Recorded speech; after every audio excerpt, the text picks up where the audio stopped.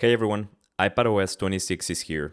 Well, in beta at least. And today I'm testing how the iPad mini 7 handles an external display, an external USB mic, and the new window management. Let's check it out. iPadOS 26 brings major multitasking upgrades, like resizable overlapping windows, a new menu bar, and a brand new mouse pointer, all aimed at making your iPad feel more like a real desktop. In this setup, I have my iPad mini 7th generation connected to a USB-C hub. From that hub, I plugged in an external monitor, a keyboard, and a mouse. Now I realize this is probably overkill for the iPad mini, and personally, I rarely use mine like this, but I know a lot of you do use your iPads more like computers and probably have a similar setup. One thing to note is that the iPad mini does not support extended displays. That means I can only mirror my iPad to the external monitor.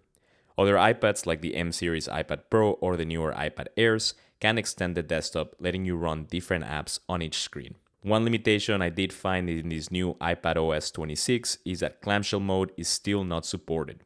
In other words, I can't close my iPad and just use the external monitor. You're still stuck running everything on the iPad screen, even with an external display.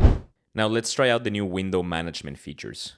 If you go to Settings, Multitasking and Gestures, you'll see three viewing options: full screen apps, windowed apps, and Stage Manager. Let's switch to the new windowed apps mode. There are three things I want to highlight here. There's a new corner button here or corner bar that you can grab onto and resize your windows freely. You also now get a Mac style menu bar at the top of the screen for every application. And we also have the traffic light buttons for minimize, maximize, and close, very similar to the Mac. If you press and hold the maximize button, you will have many options to move and resize that specific window. All of these give you much more flexibility in resizing and managing windows. I won't dive too deep into window management here, there are already plenty of great videos about it. But just know that this is a big step toward a desktop-like interface.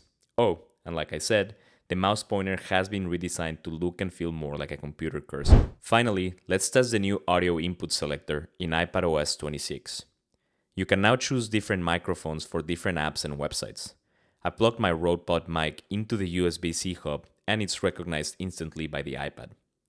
I can open Control Center and pick the Rode mic as the audio input.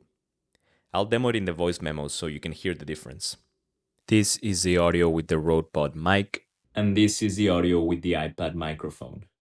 iPadOS 26 even adds system-wide voice isolation to filter background noise, perfect for recording calls or capturing cleaner audio for content creation. Now there's a lot more to explore in this beta, and I'll be covering features like live translation, the new liquid glass interface, Files app upgrades, and some of the smarter AI tools rolling out. So if you're curious about where iPadOS is headed, make sure to subscribe, tap the bell, and let me know in the comments what you'd like to see next. Thanks for watching, and I'll see you in the next one.